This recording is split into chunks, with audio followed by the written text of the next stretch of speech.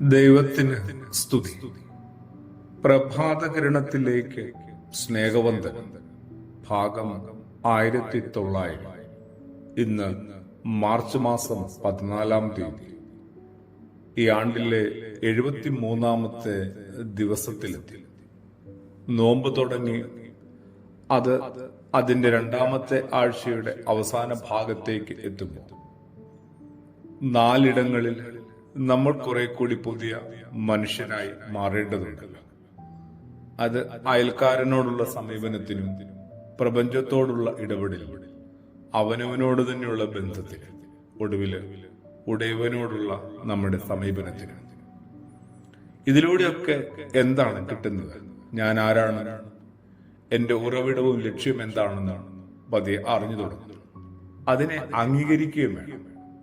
എന്നോട് തന്നെ ഒരു ഐക്യത്തിലെത്തണം. ദൈവത്തിന്റെ ഛായയിൽ സൃഷ്ടിക്കപ്പെട്ടു, ദൈവത്തിന്റെ മകനും മകളുമാണ് എന്ന് തിരിച്ചറിയണം. എനിക്കുമുണ്ട് ലക്ഷ്യം, എന്നേക്കും സന്തോഷമാണ് ദൈവത്തോട് ഒന്നിച്ച് വസിക്കുക. അതിനായി ഈ നോമ്പിന്റെ നാളുകൾ എന്നെ തന്നെ ഒരുക്കേണ്ട, പരിശീലിപ്പിക്കേണ്ട സമയമാണ്. നാശത്തിലേക്ക് നയിക്കുന്ന ആസക്തികളെ തിരിച്ചറിഞ്ഞ് നിയന്ത്രിക്കണം. എന്റെ ഉള്ളിൽ നടക്കുന്ന നന്മയും തിന്മയും തമ്മിലുള്ള ആ പോരാട്ടത്തിൽ നന്മ തിരഞ്ഞെടുക്കണം.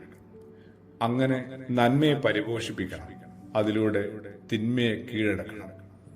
അങ്ങനെയാണ് ഞാൻ എന്നെ തന്നെ തിരിച്ചറിയേണ്ടത്, എന്നെ തന്നെ അംഗീകരിക്കേണ്ടതും ആദരിക്കേണ്ടതും സ്വീകരിക്കേണ്ടതും. അതും നോമ്പിന്റെയും ഉപവാസത്തിന്റെയും വലിയ ലക്ഷ്യം തന്നെയാണ്. ഇതിനേക്കാൾ എല്ലാം പ്രധാനപ്പെട്ടതാണ് ഇവയുടെ എല്ലാം അടിസ്ഥാനമായ ദൈവബന്ധം. അവിടെ നമ്മൾ എപ്പോഴോ അറിഞ്ഞോ അറിയാതെയൊക്കെ ഒരു വീഴ്ച, അലംഭാവം കാണിച്ചിട്ടുണ്ട്. ഞാനും ദൈവവുമായിട്ടുള്ള ബന്ധം. ദൈവമാണ് എല്ലാറ്റിന്റെയും ഉറവിടം, എല്ലാറ്റിന്റെയും ലക്ഷ്യം ദൈവം തന്നെയാണ്. അവിടുത്തെ തിരികിതമാണ് എല്ലാവർക്കും എല്ലാറ്റിന്റെയും ജീവിത നിയമം ആകേണ്ടതാണ്. ഈ സത്യം അംഗീകരിക്കുക, ദൈവഗതം ജീവിത നിയമമായി സ്വീകരിക്കുക. ഏറെ പ്രധാനപ്പെട്ട കൽപ്പന ഏതെന്ന ചോദ്യത്തിന് യേശു നൽകിയ മറുപടിയിൽ ഈ സ്നേഹം നിറഞ്ഞു കിടപ്പുണ്ട്. ദൈവത്തോടും മനുഷ്യരോടും പുലർത്തേണ്ട സ്നേഹം. അടുത്ത് വസിക്കാനുള്ള അവസരമാണ് ഉപവാസം. അതിന് ഏതാനും ചടങ്ങുകൾ മാത്രമാക്കി വെട്ടിച്ചുരുക്കാതിരിക്കുക. ഭക്ഷണം ത്യജിക്കുന്നതിനെയാണ് സാധാരണ ഉപവാസം എന്ന വാക്കുകൊണ്ട് എല്ലാവരും മനസ്സിലാക്കുക. അത് ഒരു നേരത്തെ ഭക്ഷണം ഉപേക്ഷിക്കുന്നതാവാം, ഒരു ദിവസം മുഴുവനുമുള്ള ഭക്ഷണത്തെ, അനേക ദിവസങ്ങളുള്ള ഭക്ഷണത്തെ ഒക്കെ ആവാം. ഇതെല്ലാം അടയാളങ്ങളാണ് കേട്ടോ. യഥാർത്ഥ ഉപവാസത്തിന് ഈ അടയാളങ്ങളൊക്കെ നമ്മളെ സഹായിച്ചേക്കും. എന്നാൽ ദൈവത്തോടും സഹജീവികളോടും സൃഷ്ടപ്രപഞ്ചത്തോടും അവനവനോട് തന്നെ അടുത്ത് വസിക്കുന്നതാണ്, കുറെ കൂടി സത്യസന്ധത പുലർത്തുന്നതാണ് ശരിയായ ഉപവാസം.